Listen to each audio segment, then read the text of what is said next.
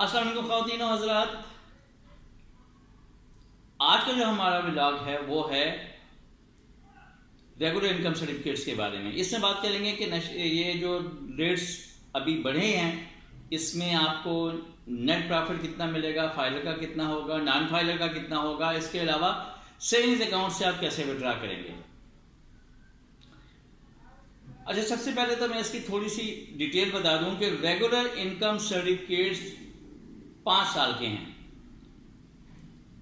और इसमें कोई भी इन्वेस्ट कर सकता है, चाहे सीनियर सिटीजन हो, यंग हो या माइनर हो। सीनियर सिटीजन और जो यंग है वो तो सिंपल अपना शनाख्ती कार्ड देंगे।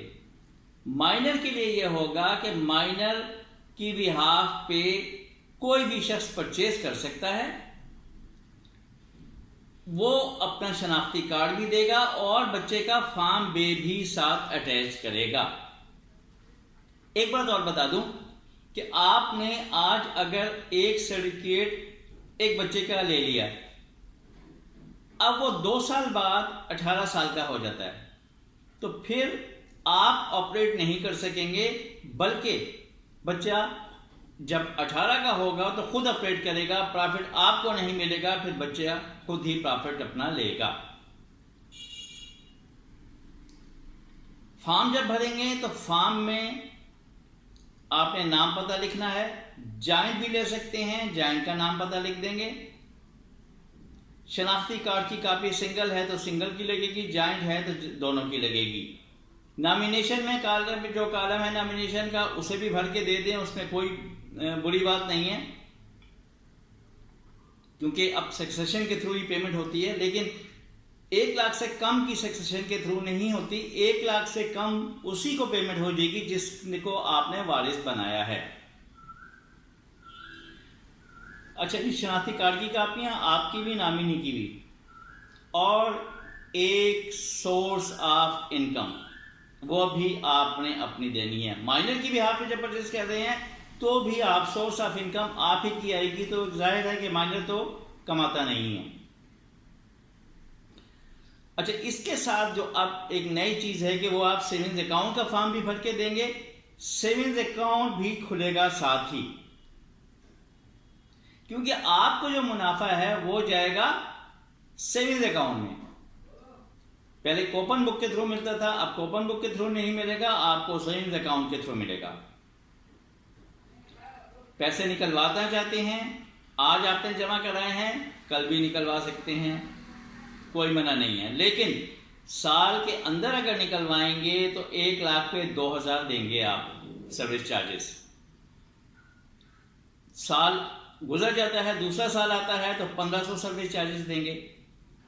तीसरा साल जो है उसमें आपका 1000 रुपया डिडक्ट होगा सर्विस चार्जेस का। अगर चौथा साल शुरू हो गया है तो फिर सिर्फ 500 रुपये आपने देने हैं और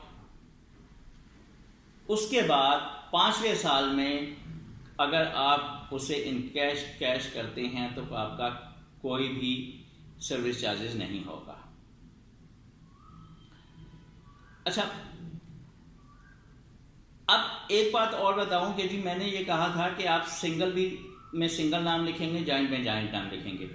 तो जो सेविंग्स अकाउंट खोल रहे हैं, जो सिंगल आदमी परचेज कर रहा है वो सिंगल ही सेविंग्स अकाउंट खोलेगा, जो जॉइंट परचेज कर रहा है वो जॉइंट ही परचेज करेगा। अगर आपके ने एक सिंगल आप आज ले रहे हैं, आपने कल जॉइंट लिया था, तो आज आप सिंगल अकाउंट खोलेंगे। आपने जो कल जॉइंट लिया था और उसमें आपने सेविंग्स अकाउंट खोला हुआ था, तो ये आपका सिंगल का प्रॉफिट उसमें नहीं जाएगा, सिंगल के लिए अलग अकाउंट खोलेगा। अच्छा, सेविंग्स अकाउंट के साथ आप अगर ज़कात नहीं कटवाना चाहते तो डिक्लेरेशन फॉर्म भी आप दे दें, क्योंकि बाद में फिर भूल जाता है, याद नहीं रहता। जब आपकी अमाउंट पड़ी रही तो ज़कात कटेगी, तो फिर आप कहेंगे कि क्यों कटी, तो उसका जवाब तो कोई भी नहीं होता।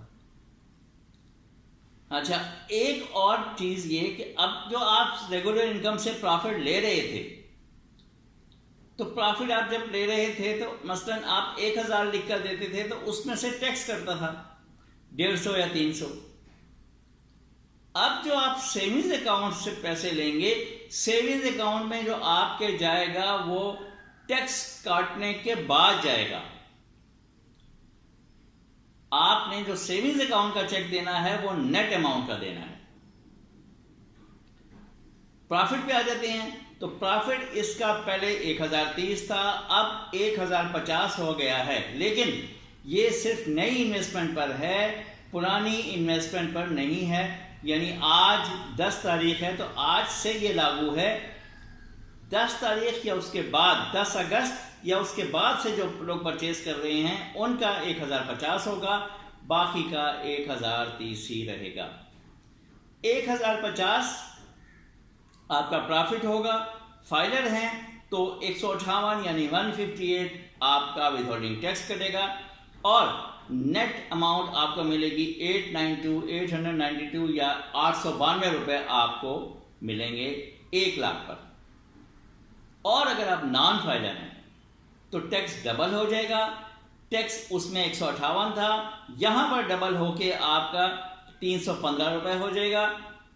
315 रुपए कटेंगे 1050 प्रॉफिट में से, तो आपको जो मिलेगा वो मिलेगा 735 735 आपको प्रॉफिट मिलेगा। तो सेविंग्स अकाउंट का जो चेक आप देंगे, अगर आप फाइलर हैं तो फिर आप वही 892 का चेक देंगे। अगर आप नॉन फाइलर हैं तो 735 का चेक देंगे। अब ये प्रॉफिट आप अगर अपने बैंक अकाउंट में ट्रांसफर करना चाह रहे हैं तो सेविंग्स का चेक आप अपने बैंक, जहां भी आपका अकाउंट है किसी भी कमर्शियल बैंक में, उनको दे दें तो वहां ट्रांसफर होगा। लेकिन फिर वही बात कि आपने नेट अमाउंट लिखनी है, ग्रॉस अमाउंट आपने नहीं लिखनी।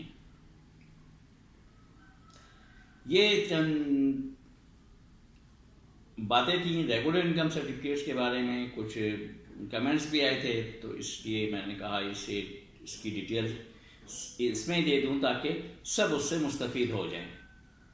बहुत शुक्रिया, अपना ख्याल रखिएगा। अल्लाह हाफिज़।